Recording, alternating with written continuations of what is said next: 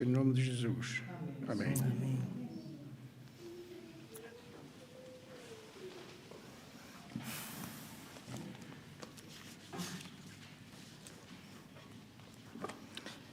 Bom dia, igreja. Bom dia, meus irmãos.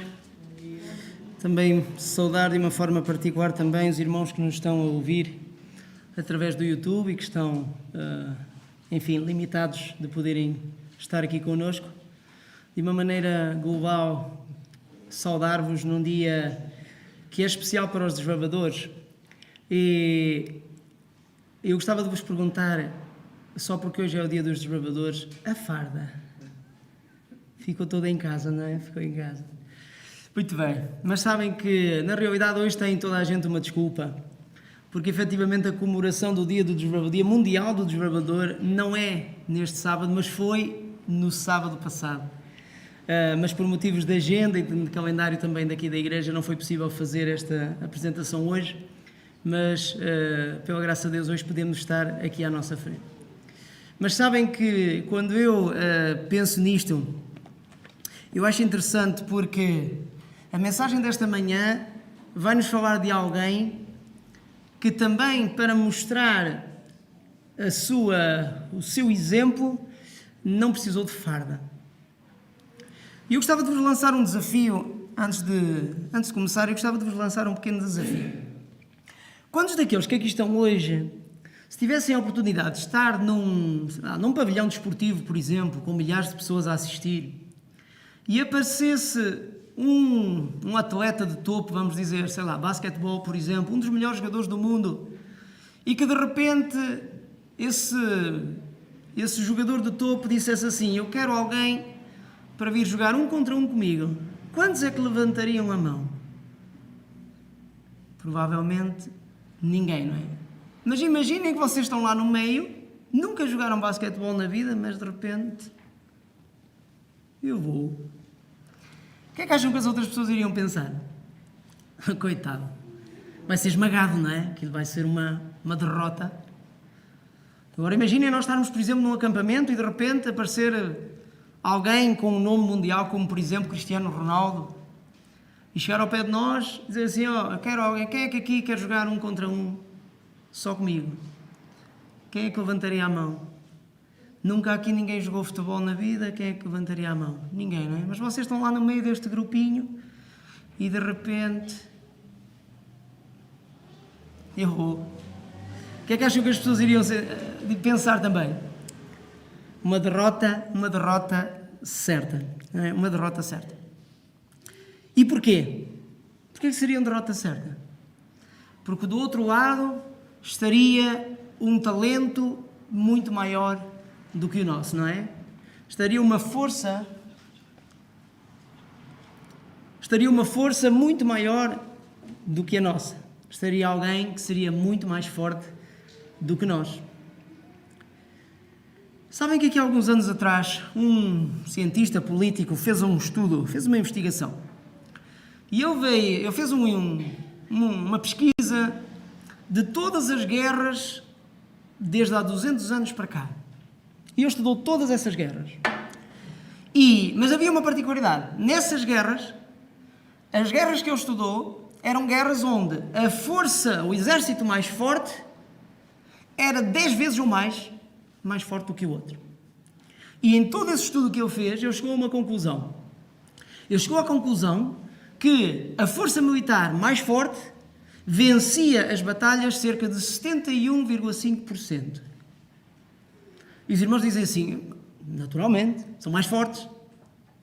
Mas isto fez-me pensar do outro lado. Isto quer dizer que em batalhas onde um exército é 10 vezes mais forte do que o outro, ainda assim o exército mais pequeno conseguia vencer 28,5%. Quer dizer que mais ou menos 3 em cada 10 batalhas, o mais pequeno ou mais fraco vencia.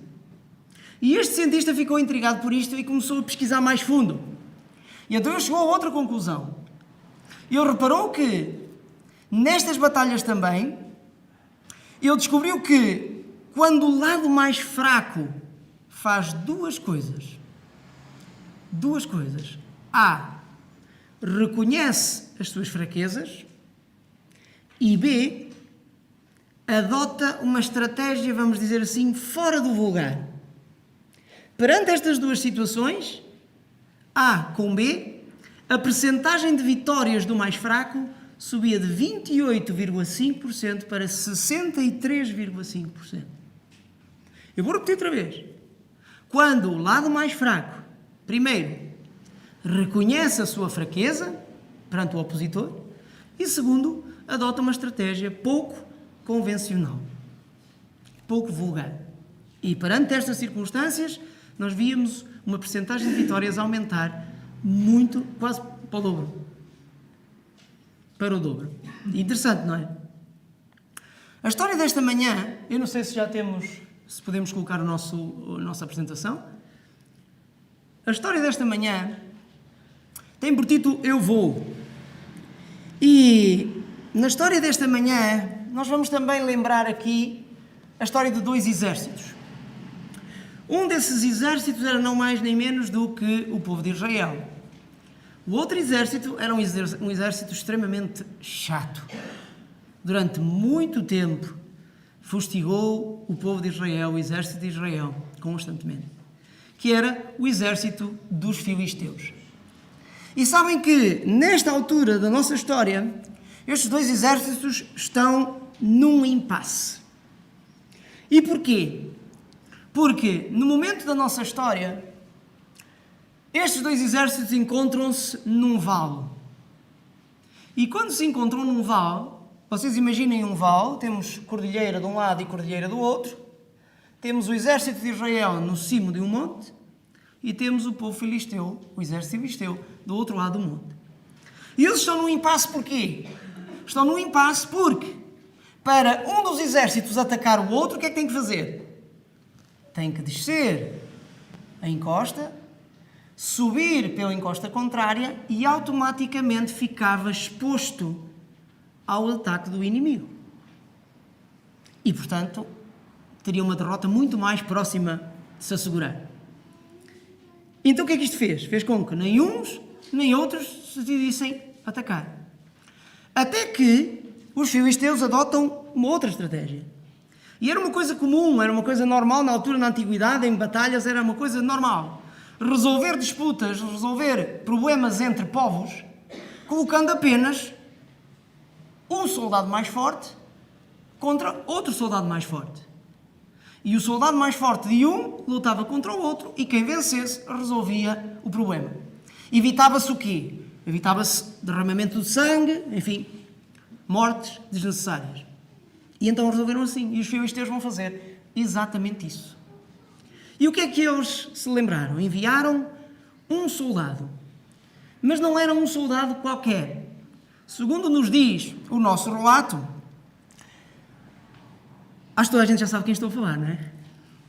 Este soldado, que dava pelo nome de Golias, media aproximadamente 2,97 m. Eu penso que a pessoa mais alta do mundo até hoje registada, penso que eram 2,72, penso eu. Este homem, 2,97 m, tinha uma armadura que só a armadura pesava cerca de 57 kg e tinha lâminas, lanças, espadas e só a lâmina de ferro da sua lança pesava quase 7 kg. Quem olhasse para aquele homem ficava devastado, não é? Era uma coisa impressionante. E o que é que acham que foi a reação do povo de Israel? Olhar para aquele homem, não é? Aquele soldado, aquele poder. Claro que eles ficaram apavorados. Ficaram com medo porque a solução era colocar um contra um. Quantos é que acham que levantaram a mão?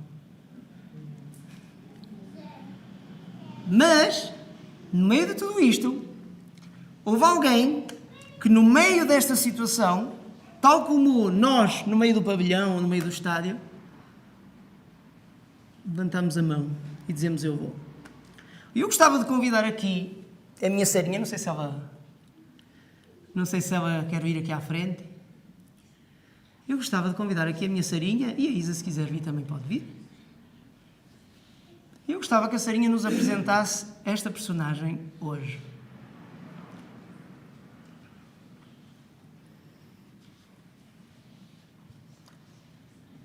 Não sei se é preciso microfone. Não? Ok. Sobe aqui, filha. Isso. Microfone.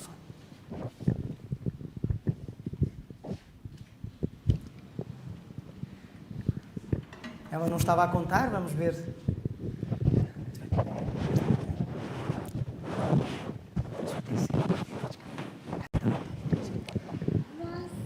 Posso aquecer pequeno e às vezes sentir medo, mas sei que tenho Jesus e Ele faz-me forte, corajoso, muito amigo e bom.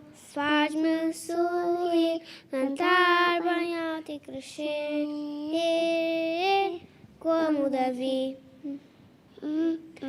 Sabias que Davi era um pastor de ovelhas e se o leão as assustasse, ele as defendia com amor. Sabias que Davi trouxe 5 pedrinhas para lutar contra Golias, mas o mais chegou para o vencer. Posso até ser pequeno e às vezes sentir medo, mas sei que tenho Jesus e Ele faz-me forte, corajoso, muito amigo e bom. Faz-me sorrir, cantar bem alto e crescer, como Davi. Amém.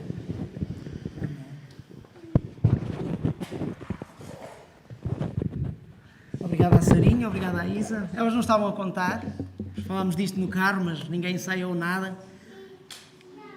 Mas foi uma forma simples de vos apresentar a personagem desta manhã. E a personagem desta manhã é alguém que teve uma vida de tal forma, cheia de atividade, episódios, talentos, que sabem que os críticos, há cerca de 200 anos atrás, achavam que esta personagem era demasiado boa para ser verdade. Era impossível para estes críticos, numa vida só, no período de uma vida, alguém ter tanta vivência, tanta experiência, tanta reviravolta na sua vida como Davi. E então, eles partiram de um pressuposto de que esta personagem era ficcional. Não existia. Era apenas alguém inventado pelo homem para nos mostrar o conceito de o mais fraco lutar contra aquilo que é mais forte. E sabem que há muitas pessoas hoje que ainda vivem neste conceito. Muita gente que não conhece na Bíblia sequer nem nunca ouvir falar da história de David. Mas quando ouvem a ideia de David e Golias ou David contra Golias, as pessoas assumem logo este conceito de que o mais fraco luta contra o mais forte. E sabem que, tal como David, nós também estamos numa batalha. Sim ou não? Estamos numa batalha que também é maior do que cada um de nós. Uma batalha dura. Mas Deus deseja enviar para esta batalha desbravadores. Quantos aqui são desbravadores? Levantem o braço para eu ver. Quantos são desbravadores? Ok, vou repetir outra vez a pergunta, talvez para... Quantos são desbravadores, afinal? Ok, lá atrás não vi nenhum. Quantos são desbravadores, lá atrás? Todos somos desbravadores. Todos somos desbravadores de Deus. E quando ninguém tem coragem de ir, eu vou. E então o desbravador que Deus deseja enviar, o que é que ele faz? Eu gostava de ver convosco algumas passagens e gostava que pudessem ter a vossa arma aberta, a vossa Bíblia aberta, na história que estamos a descobrir hoje. que está em 1 de Samuel, no capítulo 17. No capítulo 17 de 1 de Samuel, nós vamos ver este relato muito interessante da vida deste jovem pastor Davi. E então, pergunto-nos novamente, o que é que fará o desbravador que Deus quer enviar? O que é que ele faz? Ora, para isso nós temos que pensar primeiro o que é que fez Davi de dizer ao rei Saul, eu vou. Os irmãos já pensaram nisto? No meio daquele obstáculo, Davi chega, assiste àquela cena, assiste à descida da encosta daquele gigante, ninguém levanta o braço. Há quantos dias, os irmãos lembram-se, há quantos dias eles estavam a ser enfrentados pelo Golias? 40 dias de impasse ali, que ninguém se decidia a ir. Mesmo que o rei apresentasse uma recompensa valiosa a esse homem, mas ninguém se chegava à frente. Mas sabem que David levanta a sua mão, e isto faz-nos pensar, o que é que terá feito David levantar a sua mão? E a chave para esta manhã, a chave para esta decisão de David era simples. Temos que olhar para David antes da batalha. Temos que perceber quem era o David antes desta batalha. E esta é a chave. Antes da batalha, já David tinha marcado e tinha tido um encontro com quem? Com Deus. É este encontro que David tem com Deus. São estas aventuras, experiências que David teve, que o prepararam para aquilo que viria depois, que ele nem sabia o que era. Deixa eu ver se está a trabalhar. Então vamos descobrir e vamos ler o versículo 37 deste capítulo. Mantenham sempre este capítulo aberto. Então quer dizer que antes de ir à batalha, ele certifica-se de que Deus está com ele. Este era a certeza deste rapazinho. E no versículo 37 do relato de Samuel diz assim: o Senhor que me livrou das garras do leão e do urso, me livrará das mãos deste filisteu. Por uma questão de tempo, também por causa da nossa hora já ir avançada, eu vou pedir ao Sorajo e ao Telmo que não coloquem os versículos, eu próprio posso lê-los para vocês e os irmãos podem olhar para a Bíblia também. Mas este foi a certeza dele. O Senhor que me livrou das garras do leão e do urso, me livrará das mãos desses filisteus. Já tinha tido um encontro com Deus antes ou não? Já. Já tinha enfrentado batalhas com a ajuda de Deus? Sim. E antes de ir para a batalha, ele certifica-se de que Deus está com ele. Ele tem esta certeza. E David mais tarde escreve sobre isso. Quem é que recorda aquele versinho de Salmos 23:1? Quem é que sabe de cor? O Senhor é o meu pastor. Nada me faltará. Isto era a certeza dele. Antes de ir para a batalha, ele tem certeza de que Deus está com ele. Mas, mais, vamos ver se eu consigo. O desbravador, chamado por Deus, é humilde e é obediente. No versículo 34, David diz a Saul: o teu servo toma conta das ovelhas do seu pai. Quando aparece um leão ou um urso e leva uma ovelha do rebanho, eu vou atrás dele, dou-lhe golpes, livro a orelha da sua boca. E quando se vira contra mim, eu pego pela juba e lhe dou golpes até o matar. Qual era a função de David? A função de David era obedecer àquilo que o seu pai lhe pedia. Ele era humilde para perceber que tinha que defender as suas ovelhinhas, custe aquilo que custasse. E é este pensamento, é este espírito de entrega à missão que fez com que ele levantasse a sua mão ao rei e dissesse: eu vou. Mas mais, o que é que faz o desbravador? O desbravador deve trazer Deus ao acampamento. E eu acho esta parte brilhante. Olhem para mim, olhem comigo para o verso 26. No versículo 26 deste relato de Samuel diz assim: então falou David aos homens que estavam consigo, dizendo: que farão àquele homem que ferir este filisteu e tirar a afronta sobre Israel? E agora vejam o que ele vai acrescentar. Quem é, pois, esse incircunciso filisteu para afrontar os exércitos do Deus vivo? Meus queridos, durante 40 dias que ninguém se decidia a ir, De que é que falavam estes homens soldados israelitas? Do tamanho do seu obstáculo, daquele gigante, da dificuldade da tarefa. De que é que fala David quando chega? Quem é que ele traz ao acampamento pela primeira vez? O Deus vivo, o Deus poderoso. Fazer relembrar àqueles homens quem estava com eles. Mas, mais, o desbravador não tem medo se Deus estiver ao seu lado.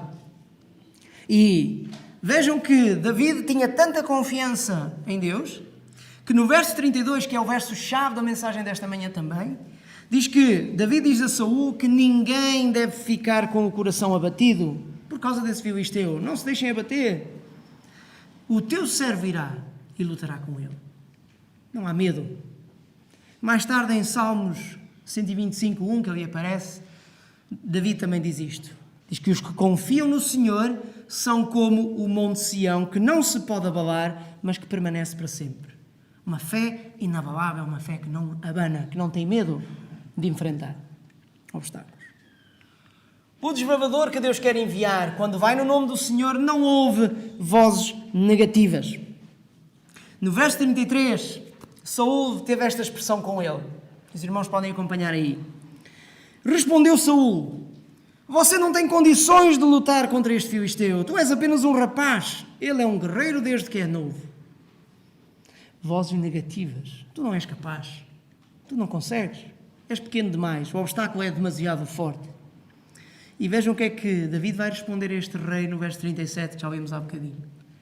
O Senhor que me livrou das garras do leão e das garras do urso me livrará das mãos deste filisteu. Saul, perante este testemunho, não teve outra forma senão admitir que aquele jovem era especial. E tanto admitiu que vejam o que é que ele diz. Com isto, Saul diz a David: vai, e que o Senhor esteja contigo. O que é que estava em risco? O que é que estava em risco? O que é que tinha dito Golias? Se eu o vencesse, o que é que acontecia ao povo de Israel? Se tornava escravo. Todo um povo, a vida inteira de um povo estava em jogo. Mas Saul admitiu que aquele jovem, com o espírito e com a entrega à missão que ele tinha, ele admitiu que ele fosse lutar, que fosse representar todo aquele povo, correndo o risco de perder uma batalha e de perder a autoridade que o povo tinha. E o seu poder. Mas David tinha certeza de que ele será vitorioso. David não diz: eu acho, Deus que me livrou das garras, eu acho que ele me vai livrar. Não, o que é que ele diz? Ele vai me livrar das mãos deste gigante. Fantástico. Sabem que há alguns anos atrás houve um jovem afro-americano negro nos Estados Unidos e ele era tão talentoso a jogar beisebol. Sabem que na América o beisebol é um desporto extremamente forte, poderoso também, muitos adeptos, muitos fãs. E há largos anos atrás este jovem afro-americano vivia num contexto muito complicado. Tinha muito talento, era dos melhores a praticar beisebol, mas não podia jogar beisebol profissionalmente. E não podia jogar porque simplesmente era negro. E não se admitia que houvesse jogadores negros a jogarem beisebol profissional nos Estados Unidos. E porquê é que não podia haver jogadores negros? Porque vivia-se num contexto racial tão forte que o medo que os dirigentes destes clubes, as pessoas responsáveis, eles tinham tal medo. Porque estes jovens que pudessem vir a integrar a equipa seriam ameaçados de morte, poderiam ser atacados durante os jogos, poderiam ser insultados a toda a hora, podiam ser atacados pelos seus próprios colegas de equipa. Isto era um contexto complicadíssimo. Mas este treinador, há um treinador que vê este jovem e diz assim: mas eu quero que tu jogues por mim. E então o que é que ele faz? Ele chama-o e explica-lhe todos os riscos que ele corre. Se tu vieres para jogar por nós, vais passar por isto, por isto, por isto, por isto, por isto. Quer dizer que então a questão não era se esta equipa teria coragem de contratar um jogador negro. Era se o próprio jogador arriscaria o preço de quebrar aquelas regras sociais que existiam na altura, aquele preconceito racista. Este era o problema. E então este jovenzinho vai perguntar ao treinador e diz assim: Então tu queres um homem negro que não responda a ataques nenhuns, é isso que tu queres? Mas este treinador vai-lhe responder e diz assim: o que eu quero é um jogador que tenha coragem suficiente para não responder aos ataques que lhe vão ser feitos. Humildade era o que se pretendia. E este jovem aprendeu a lição de tal forma que se tornou o primeiro jogador afro-americano a participar numa liga profissional, uma coisa impensável, luta dura que ele teve, mas tornou-se dos jogadores mais valiosos na sua posição e entrou, inclusive, para aquilo que eles chamam do Hall of Fame, que é o corredor da fama de atletas. Primeiro jogador afro-americano. Estamos a falar de 1947. Humildade. Entrega. A missão de David era efetivamente confiar no poder de Deus e não ouvir vozes negativas, não ligar a essas vozes. O desbravador fala de Deus e da sua palavra. Eu vou-vos ler rapidamente 3 versículos e vocês vão ver a conclusão a que se chega. David está tão seguro e tão firme na sua fé que a única coisa que sai da sua boca é Deus, Deus, Deus. Verso 45 deste relato. Diz assim: mas eu vou contra ti no nome do Senhor dos Exércitos, o Deus dos Exércitos de Israel, a quem desafiaste. Hoje mesmo o Senhor te entregará nas minhas mãos, eu te matarei e cortarei a tua cabeça. Hoje mesmo vou dar o teu cadáver, o cadáver do exército filisteu, às aves do céu e aos animais selvagens, e toda a terra saberá que há um Deus em Israel. Todos os que estão aqui saberão que não é por espada ou por lança que o Senhor dá a vitória, pois a batalha é de quem? De quem é a batalha? É do Senhor. E Ele entregará todos vocês na minha mão. A boca dele está de tão forma cheia que ele em 3 simples versículos bíblicos consegue falar no nome de Deus 6 vezes. É isto. O desbravador fala de Deus e da sua palavra. É disso que o seu coração está cheio. E o desbravador não brinca com o mal. O que é que ele faz? Corta o mal para a sua raiz. E não preciso de vos tentar esclarecer qual é o verso para esta parte. Verso 51. David correu, pôs os pés sobre ele e, retirando a espada do filisteu, acabou de o matar, cortando-lhe a sua cabeça. Cortou o mal pela raiz. Este foi o chamado de David. Quando mais ninguém se levantou, eu vou. E foi. Estão dispostos a dizer também, eu vou? Estão? É uma missão difícil, mas estamos dispostos a levantar o braço quando mais ninguém, quando toda a gente diz que a morte é certa, a derrota é certa. Não vás, não te metas nisso. Mas temos nós coragem e humildade para seguir? Então o que é que vamos fazer? Se nós formos, se tu vais, se eu vou, certifica-te de que tiveste um encontro com Deus. Temos de ter a certeza de que Deus está connosco. Permanece humilde e obediente à sua palavra. Guarda os mandamentos. Se vais, coloca toda a tua confiança em Deus. Se vais, enche a tua boca com as suas promessas. Que as suas promessas estejam no centro do nosso coração. Deixemos a luta para Ele e escondamos-nos atrás dele. Ele vai à nossa frente. Ele lutará por nós. Se seguirmos as suas instruções à risca. Deus diz, assim diz o Senhor, assim fazemos. Aprendemos a ouvir a sua voz. Cortamos os laços com o pecado, com o mal. Reconhecer que a vitória vem de Deus. A vitória é dele. Se nós vamos, então não percamos tempo. Levantemo-nos agora e deixemos tudo nas mãos dele, porque ele lutará por nós. Eu termino, meus irmãos, a minha mensagem lembrando-vos que no início da nossa história havia 2 grupos. No primeiro grupo estava um rei e os seus soldados, o seu exército. E o que é que eles fizeram? Decidiram o quê? Não se levantar. Não colocaram Deus no primeiro lugar e, naturalmente, saíram derrotados por este gigante. O segundo grupo, na realidade não é um grupo, mas é um grupo. Davi. E o que é que Davi faz? Levanta-se no nome de Deus e clama a vitória para si. A minha pergunta para nós hoje, meus queridos, é: em que grupo estamos nós?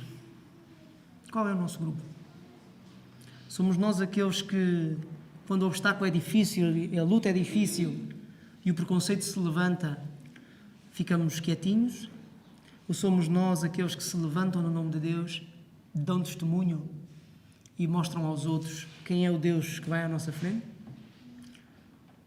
Eu oro para que nós estejamos claramente no segundo grupo e que tenhamos humildade, obediência e, sobretudo, uma entrega total ao nosso Deus diariamente, para que possamos enfrentar os obstáculos duros que a vida nos apresenta, mas enfrentá-los com a segurança e a confiança de que o nosso Deus matará o gigante, de que o nosso Deus retirará o obstáculo da nossa frente e nos fará continuar. Que o Senhor nos ajude, que o Senhor nos abençoe e nos dê ânimo e força para continuarmos diariamente. Este é o meu desejo e a minha oração para todos. Amém.